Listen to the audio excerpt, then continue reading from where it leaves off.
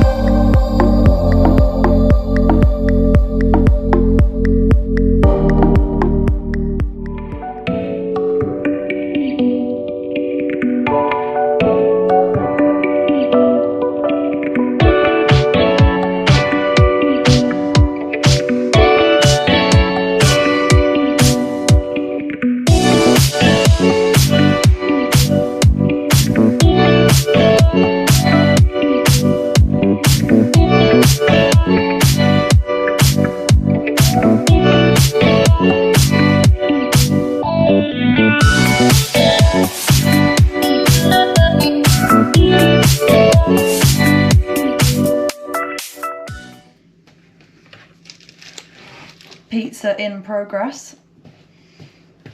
Carl's got a new haircut. Hello. We've been absent for a week or so. To recap, the last week was another, I think it was 95 odd miles last week, including 2 good sessions and a 3-hour run on Sunday, which is really solid. And then this week has been a bit of a down week, just letting the body recover, and there's been some illness in our house as well, so just being sensible and not pushing things, whilst Cal's not being well at all, and I think I've got the edge of that as well.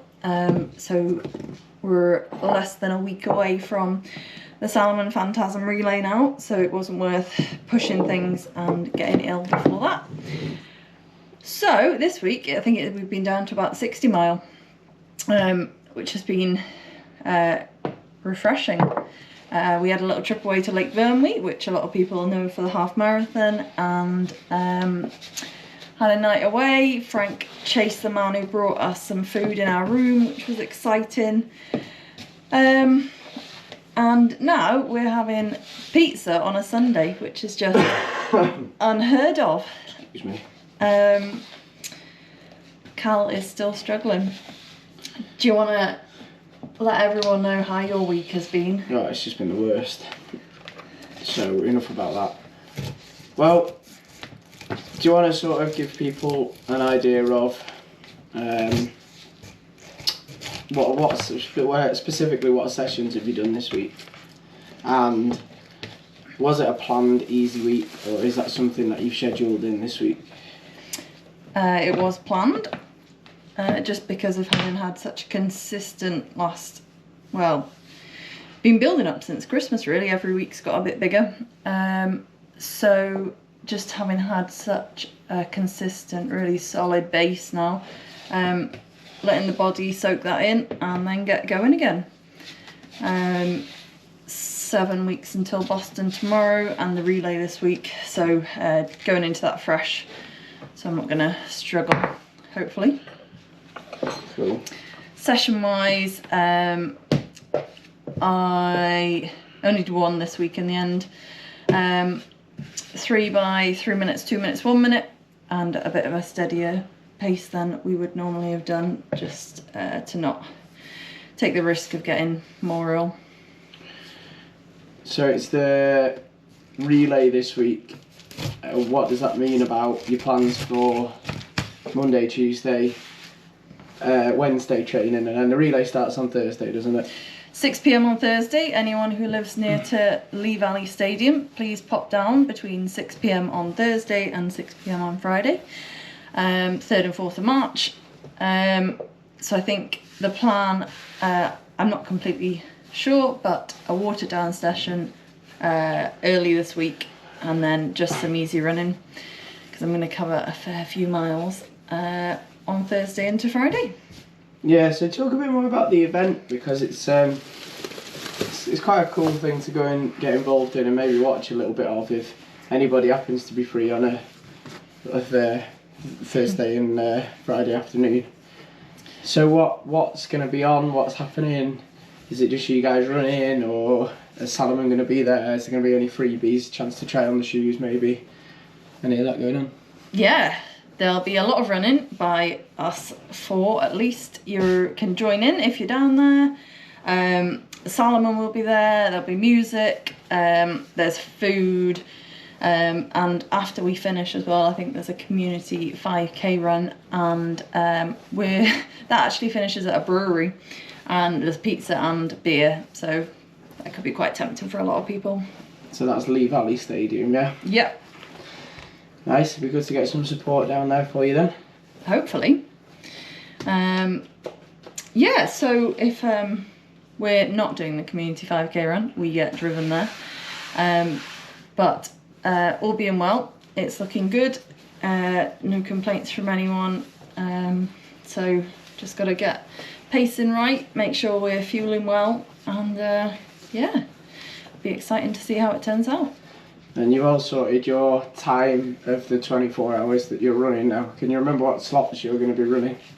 Oh, I'm setting us off, so 6 p.m. for the first one on Thursday, and then 10 p.m, 2 a.m, 6 a.m, 10 a.m, and my final one will be at 2 p.m. on Friday afternoon.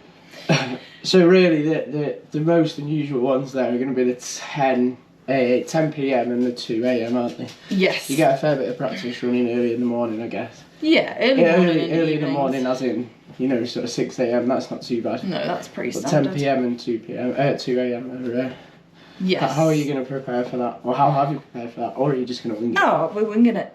I don't think there's any preparation you can do. You just got to get out there and get it done. I think if you practice it, you're more likely to know how much it'll hurt. So, yeah, just get it done on the day. Nice one.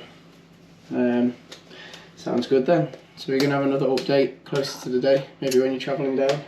Hopefully. Footage of the event itself.